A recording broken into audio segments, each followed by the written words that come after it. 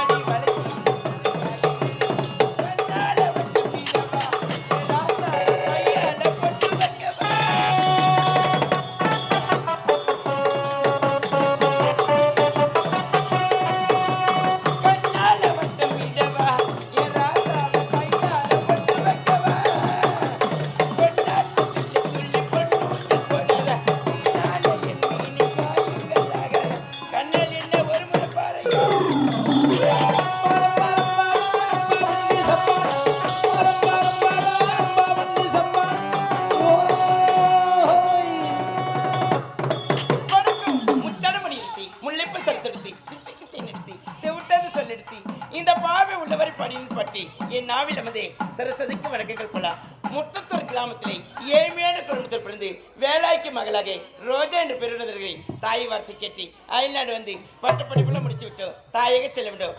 அதுக்கு முன்பாக என் தாய் மாமனை சந்திக்கணும். மாமா ஒரு மனமாக சேர்ந்து விட்டது. இனிமேல் நாம் பிரியவே கூடாது. எப்பொழுது பிரிவு என்பது இருவருக்கு திருமணம். கிராமத்துக்கு போனோன்னு என் தாய் பத்தி சொல்ற கடமை எனது. அப்படியா? நமக்காக உன் தாய் எதிர்பார்ப்பாங்க. போகும் நேரத்திலே நாம் இருவரும் ஆனந்தமாக ஆட வேண்டும், பாட வேண்டும். திருநாளில்